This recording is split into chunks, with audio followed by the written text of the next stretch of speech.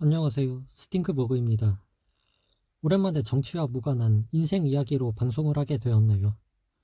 이번에는 제가 공익으로 군복무를 하던 시절 1년 내내 똥군기를 당해 트라우마가 생긴 경험담을 풀어보겠습니다. 저는 어떠한 이유가 있어서 군대를 현역이 아닌 사회복무, 공익으로 복무했는데요. 그 놈을 살면서 다시는 마주치기 싫어서 누구라고 신상을 자세히 거론은 안 하겠지만 혹시라도 그놈이 어떻게 이 듣보잡인 제 유튜브 채널을 알게 돼서 아 이거 내 얘기다 라고 하는 걸 알게 될 약간의 가능성이라도 고려해서 그놈한테 먼저 말하자면, 당신이 만약에라도 이 영상을 보고 나 스팅크버그가 공익 때 너한테 쳐맞았던 그 친구인 걸 알아챈다면 그냥 무시를 하거나 댓글을 달아서 나한테 전투 신청을 하거나 둘 중 하나를 선택하는데 전자를 추천합니다. 후자를 택할 경우 너랑 나랑 둘 다 인생이 꼬입니다. 다시는 만나기 싫은 너지만 당신이 원한다면 다시 만나는데 그 꼴도 보기 싫은 당신을 다시 만난다는 건 아, 형, 저 아직도 화나요. 그때 왜 그랬어요? 하는 정도가 아니라 아주 그냥 작정하고 조지겠다는 얘기니까 보통 응징이 아닐 거야. 그냥 너랑 나랑 평생 안 보고 사는 게 서로 인생에 도움될 거야. 네, 그럼 시작하겠습니다. 공익 때 저와 동기가 있었는데 살면서 다시는 보기도 힘들 역대급 또라이였습니다. 들어오자마자 완장질을 하면서 나이는 자기보다 어려도 선임인 기존에 있던 형한테 갑질을 하였습니다.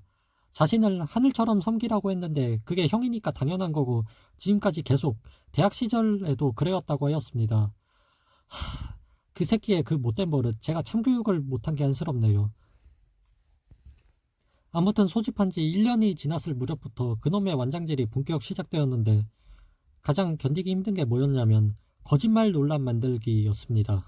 상대방이 하는 말마다 거짓말인지 진실인지를 자기가 판단하는 버릇이 있는데 이거 정말 당해보지 않으면 모릅니다. 예를 들면 이런 식입니다.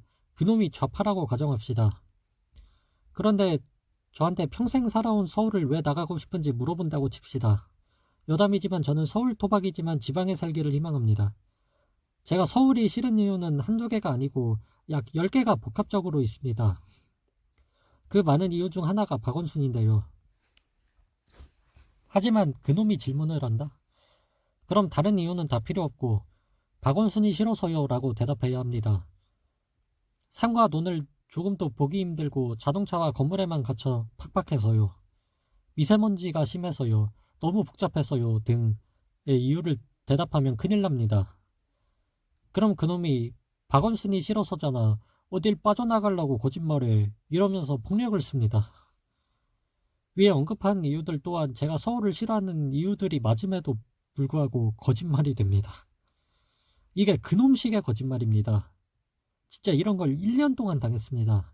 심지어 같은 남자인 그놈한테 성희롱 무고 시비까지 당해봤습니다. 수술하겠지만 정작 성희롱은 지놈이 했는데 맞는 것도 여기저기 다 맞았습니다.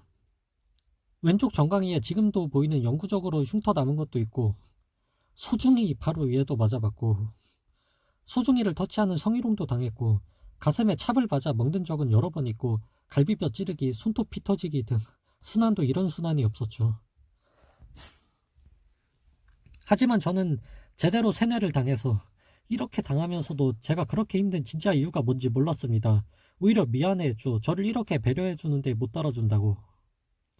물론 그놈이 저 배려 많이 해준 건 사실입니다. 근데 저렇게 거짓말 논란 사이코짓하고 폭력 쓴 게 정당한 건 아니잖아요.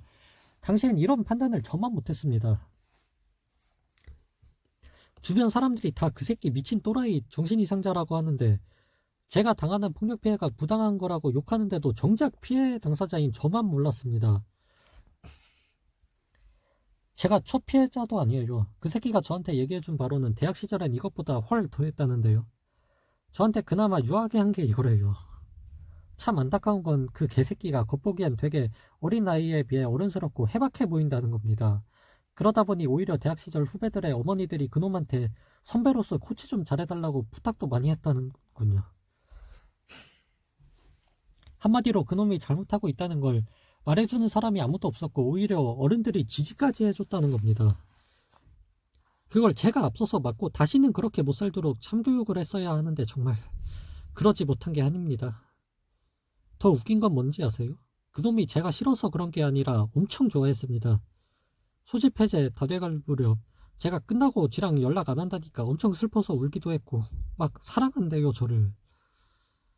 집에 금전적인 문제가 생기면 자기가 도와줄 테니 부르라는 말도 했고 세상에서 저를 때리는 놈은 지놈 하나뿐인데 누가 저 건들면 말하라는 쇠도복싱도 하고. 아무튼 그래서 저는 그 일로 똥공기 트라우마를 갖게 되었습니다. 그러다 보니 그 부끄러운 과거를 만회하는 길은 사회에서만큼은 똥공기를 당했을 때 제대로 대처를 해서 다시는 내가 그런 피해를 당하지 않는다는 걸 스스로에게 확인시켜주는 것인데, 제가 취업을 준비하는 직종이 군기가 상당한 편입니다. 그래서 마음 단단히 먹고 있습니다. 근데 문제는 군기를 다 응징하면 잘리고 일을 못하죠. 애초에 우리나라 사회가 상사의 쿠사리에 마음대로 개기지 못하고 복종해야 되는 유교의 잔재가 있는지라 직장인들이 이래서 스트레스를 받는 거고요. 근데 그렇다고 군대에서 당한 똥공개를 사회에서까지 또 당해요? 그래서 고민인데, 혹시 구독자분이건 그냥 이 영상을 찾아보신 분이건 조언해 주실 수 있는 분이 있다면 언제든 환영입니다. 이번 시간에 저의 똥공기 썰과 앞으로 고민에 대해 얘기해 보고요. 다음번엔 제가 생각하는 똥공기 예방법을 얘기해 보겠습니다.